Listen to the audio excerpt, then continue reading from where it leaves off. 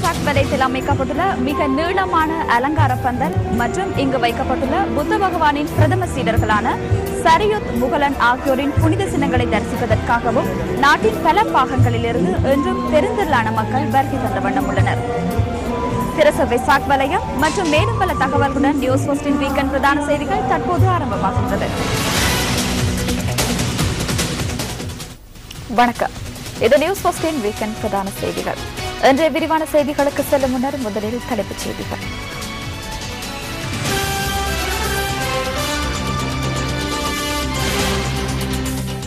வெளிவிவகார அமைச்சின் இடமாற்ற யோசனையை நிராகரிப்பதாக ஐநாவின் ஜெனீவா அலுவலகத்துக்கான இலங்கை நிரந்தர வதிவிட பிரதிநிதி தெரிவிப்பு. சம்பூர்ண වැරද්දම පවරනවා විදේශ අමාත්‍යාංශයට.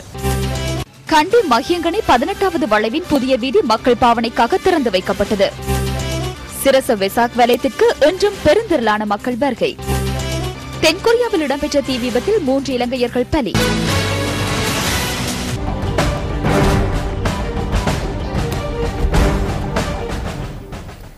கண்டி மஹியங்கனையின் நவமாவத்தையின் 18வது வளைவு ஜனாதிபதி மஹிந்த ராஜபக்சவினால் இன்று பொதுமக்கள் பாவனைக்காக திறந்து வைக்கப்பட்டுள்ளது. இந்த புதிய வீதியின் புனரமைப்பு நடவடிக்கைக்காக 5200 மில்லியன் ரூபாய் செலவிடப்பட்டுள்ளதாக ஜனாதிபதி ஊடகப் பிரிவு குறிப்பிட்டுள்ளது. இந்த புதிய வீதியானது 17வது வளைவில் ஜனாதிபதியினால் திறந்து வைக்கப்பட்டது. வீதியை திறந்து வைத்த ஜனாதிபதி 17வது வளைவிலிருந்து 18வது வளைவு வரைக்கும் தமது வாகனத்தை ஓட்டிச் சென்றதன் பின்னர் அங்கு அமைக்கப்பட்டுள்ள நினைவு சின்னம் ஒன்றையும் திறந்து வைத்துள்ளார். இதேவேளை குறித்த பகுதியில் நிர்மாணிக்கப்பட்டுள்ள பார்வையாளர் கூடத்தினையும் ஜனாதிபதி இதன்போது பார்வையிட்டுள்ளார். இதேவேளை கண்டி ஸ்ரீ தலதா மாளிகைக்கு இன்று காலை விஜயம் செய்த ஜனாதிபதி மஹிந்த ராஜபக்ச அங்கு வழிபாடுகளில் ஈடுபட்டார்.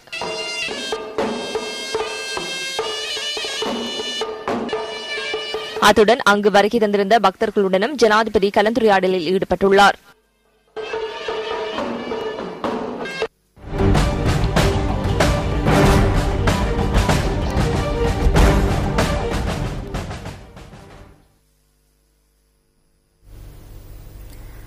சிரச வெசாக் வலயத்தின் 2ஆம் நாள் இன்றாகும்.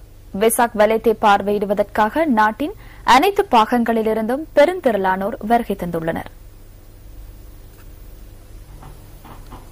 சிரச வெசாக் வலயத்தில் நிர்மாணிக்கப்பட்டுள்ள இலங்கையின் மிக நீளமான வெசாக் அலங்கார பந்தல் பார்வையாளர்களின் மனதை வெகுவாக கவர்ந்துள்ளது.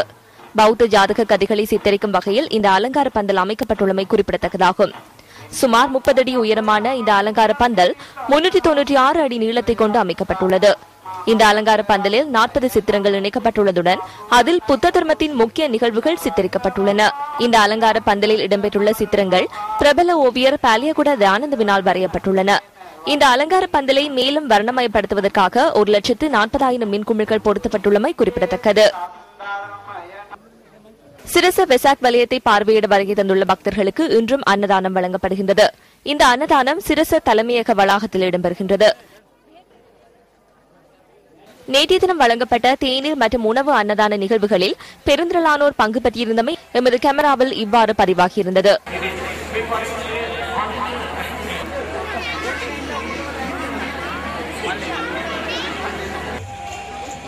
சிரச வெசாக் வலயத்தில் உள்ள வெசாக் கூடுகள் பலரின் வரவேற்பை பெற்றுள்ளமை குறிப்பிடத்தக்கது.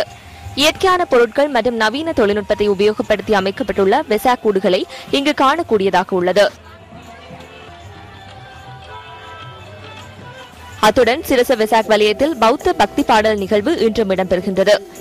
நேற்றைய தினமும் இடம்பெற்ற இந்நிகழ்வில் பிரசித்தம் பெற்ற பாடக பாடகிகள் பாடல்களை பாடி பக்தர்களின் வரவேற்பை பெற்றுக் கொண்டனர்.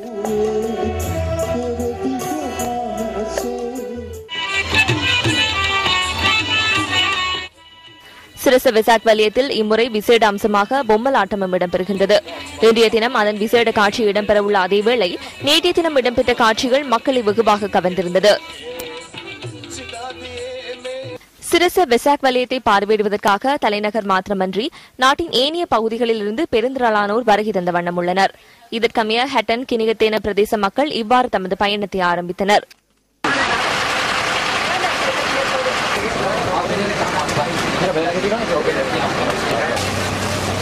குருநாகல் பொல்பித்திகம மக்கள் சிரச வெசாக் வலயத்தை பார்வையிடுவதற்காக கொழும்பை வந்தடைந்த காட்சிகளே இவை.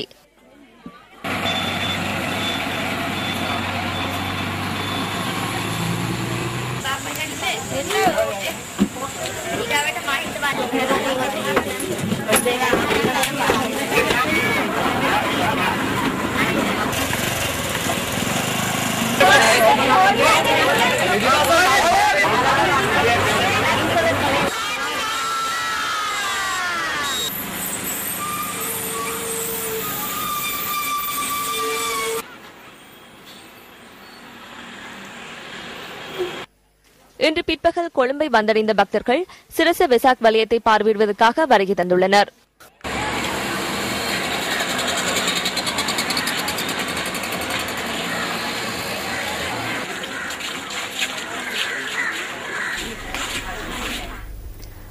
சிரச வெசாக் வலயத்தை முன்னிட்டு நியூஸ் ஃபர்ஸ்ட் மற்றும் கிட்ஸ் ஃபர்ஸ்ட் இணைந்து ஏற்பாடு செய்துள்ள சிறுவர்களுக்கான சித்திர போட்டி இன்று நடைபெற்றது.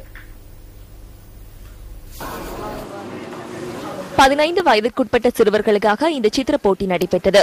தமது வரையும் ஆற்றலை சிறப்பாக வெளிப்படுத்துவதற்கான வாய்ப்பு இதனூடாக சிறுவர்களுக்கு வழங்கப்பட்டுள்ளது. காலை 9 மணிக்கு ஆரம்பமான இந்த சித்திர போட்டியானது பிற்பகல் 2 மணி வரை நடைபெற்றது. இந்த காலப்பகுதிக்குள் 5 சுற்று போட்டிகள் இடம்பெற்றதுடன் முதல் சுற்று போட்டியில் 200 சிறுவர்கள் பங்கேற்றிருந்தமை குறிப்பிடத்தக்கது.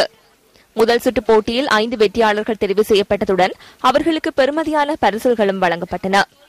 இன்று நடைபெற்ற 5 சுற்று போட்டிகளிலும் தமது திறமையை வெளிப்படுத்திய 25 சிறுவர்களின் சித்திரங்கள் இறுதிச் சுற்றுக்கு தெரிவு செய்யப்பட்டுள்ளன. நாளை நடைபெறவுள்ள போட்டியோடு இறுதிச் சுற்றுக்கு தெரிவு செய்யப்பட்டுள்ள 50 சித்திரங்களிலிருந்து முதலாவது, 2வது மற்றும் 3வது இடங்களுக்கு தெரிவாக உள்ள சிறுவர்களுக்கு பரிசுகள் வழங்கப்பட உள்ளதோடு மேலும் 10 பேருக்கு சான்றிதழ்கள் வழங்கப்பட உள்ளன. பிள்ளைகளுக்கு இவ்வாறான நிகழ்ச்சிகளில் பங்கு பெற்றுவது மிகவும் பிடித்தமான விடயமாகும். அதனால்தான் இன்று அவர்களை அழைத்து வர வேண்டி ஏற்பட்டது. சிரச வெசாக் வலயத்தில் இடம்பெறுகின்ற சிறுவர்களுக்கான சித்திர போட்டி நாளையும் நடைபெற உள்ளமை குறிப்பிடத்தக்கது. வெசாக் வலயத்தை பார்வையிடுவதற்காக பெருந்திரளானோர் வருகை தந்த வண்ணம் உள்ளனர். புத்த பெருமானின் சீடர்களான சரியுத், முகலன் ஆகியோரின் புனித சின்னங்கள் இங்கு பார்வைக்காக வைக்கப்பட்டுள்ளதுடன் அதனை வழிபடுவதற்கான வாய்ப்பு இன்று பிற்பகல் முதல் பக்தர்களுக்கு வழங்கப்பட்டுள்ளது. நாட்டின் பல்வேறு பகுதிகளிலிருந்து வருகை தந்துள்ள பக்தர்கள் இன்று நண்பகல் முதல் புனித சின்னங்களை பார்வையிடுவதற்கு காத்திருந்த காட்சிகளே இவை.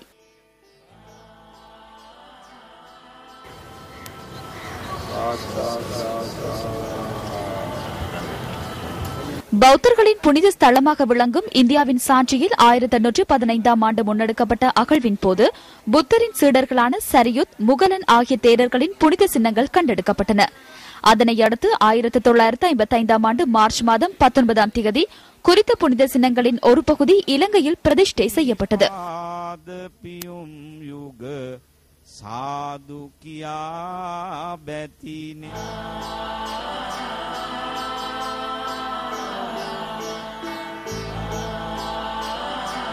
இதேவேளை சிரச வெசாக் வலயத்தில் பிரதிஷ்டை செய்யப்பட்டுள்ள புனித சின்னங்களை வழிபடுவதற்காக அரசியல்வாதிகள் பலர் வருகை தந்திருந்தனர். சிரச ஊடக வலையமைப்பு இந்த நிகழ்வை மிக சிறப்பாக ஏற்பாடு செய்துள்ளது. குறிப்பாக ஏனையவர்களுக்கு ஒரு சிறந்த எடுத்துக்காட்டாக சிரச ஊடக வலையமைப்பைச் சேர்ந்த இளைஞர்கள் மிக அர்ப்பணிப்புடன் இதனை முன்னெடுக்கின்றனர். எனவே அதற்காக நான் ஆசீர்வதிக்கின்றேன்.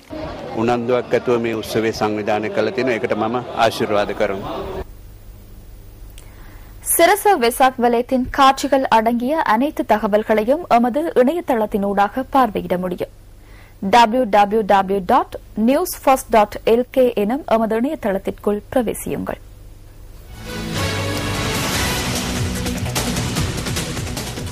இலங்கைக்கு வருகை தந்திருந்த இந்திய எதிர்க்கட்சித் தலைவர் சுஷ்மா ஸ்வராஜ் தலைமையிலான குழுவினர் இலங்கைக்கான விஜயம் தொடர்பில் பிரதமர் மன்மோகன் சிங்கை கடந்த வெள்ளிக்கிழமையன்று சந்தித்து கலந்துரையாடினர்.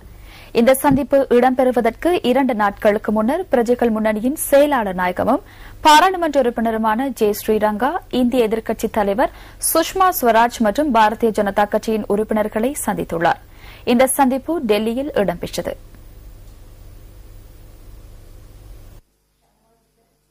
இலங்கை விஜயம் தொடர்பான விடயங்களும் இந்திய பிரதமருடன் சிறுபான்மையினர் பற்றி பேச வேண்டிய விடயங்களும் இந்த சந்திப்பின் போது கலந்துரையாடப்பட்டன. பிரதமரை சந்திப்பதற்கு 2 நாட்களுக்கு முன்னர் பிரஜைகள் முன்னணியின் செயலாளர் நாயகமும் பாராளுமன்ற உறுப்பினருமான ஜே ஸ்ரீரங்காவிற்கும் இந்திய எதிர்க்கட்சித் தலைவர் சுஷ்மா சுவராஜ் மற்றும் பாரதிய ஜனதா கட்சியின் உறுப்பினர்களுக்கு இடையில் இடம்பெற்ற இந்த சந்திப்பானது தமிழர்களின் பிரச்சனையை பிரதமர் மன்மோகன் சிங்கிற்கு எடுத்துக் கூறும் வகையில் அமைந்திருந்தமை குறிப்பிடத்தக்கது.